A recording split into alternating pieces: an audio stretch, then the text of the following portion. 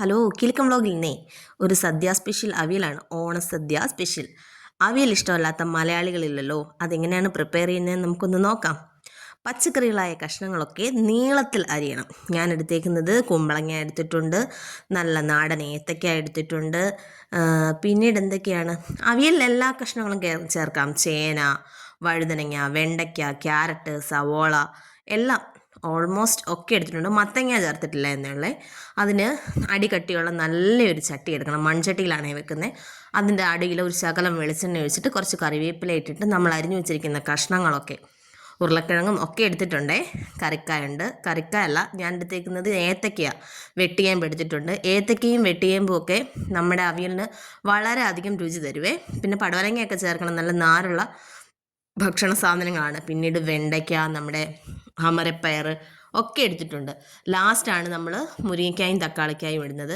അതിലേക്ക് നമ്മൾ പച്ചമുളകും കറിവേപ്പിലയും കൂടി ഇട്ട് കൊടുക്കുന്നു. പിന്നീട് നമ്മൾ പാകത്തിനുള്ള ഉപ്പും ഇട്ട് മഞ്ഞൾപ്പൊടിയും ചേർത്ത് അയാളെ ഒന്ന് വേവിക്കാനായിട്ട് വെക്കുകയാണ്. പാകത്തിനുള്ള വെള്ളം, ഒരുപാട് വെള്ളം ഒഴിക്കേണ്ട, കാരണം നമ്മുടെ കറിയിൽ നിന്നും വേകുമ്പോൾ വെള്ളം ഇറങ്ങും. അപ്പോൾ അതിന് പാകത്തിനുള്ള വെള്ളവും ഒഴിച്ച് ഗ്യാസിൽ നമ്മൾ അതിനെ വേവിക്കാനായിട്ട് വെക്കുന്നു. അപ്പോഴത്തേക്കും നമുക്കൊരു അരപ്പ് തയ്യാറാക്കാമേ. അതിനായിട്ട് 1 സ്പൂൺ ജീരകം, ചെറിയ സ്പൂണായിരിക്കണേ, 2 അല്ലി വെളുത്തുള്ളി. എല്ലാവരും വെളുത്തുള്ളി ഉപയോഗിക്കത്തില്ല, ആവശ്യമുള്ളവർക്ക് ഉപയോഗിക്കാം.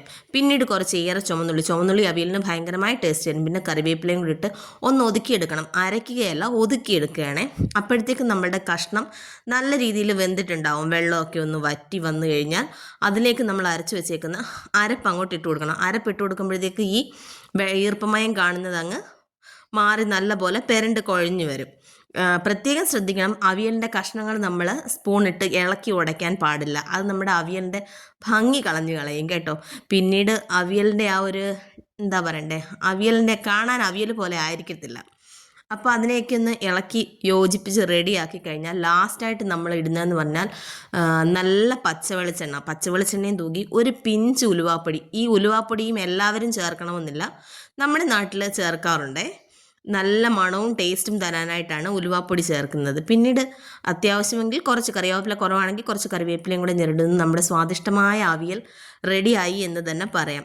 ഈ ഓണം കിലുക്കത്തോടൊപ്പം ഇങ്ങനെ ഒന്ന് അവിയൽ ഉണ്ടാക്കി നോക്കൂ. ഇനി നമ്മുടെ ഈ ചെറിയ വീഡിയോ ഇഷ്ടമായെങ്കിൽ ഒന്ന് ലൈക്ക് ചെയ്യാനും ഷെയർ ചെയ്യാനും സബ്സ്ക്രൈബ് ചെയ്യാനും മറന്നു പോകല്ലേ. ആ ബെൽ ബട്ടൺ കൂടി ഒന്ന് അമർത്തിയേക്കണേ.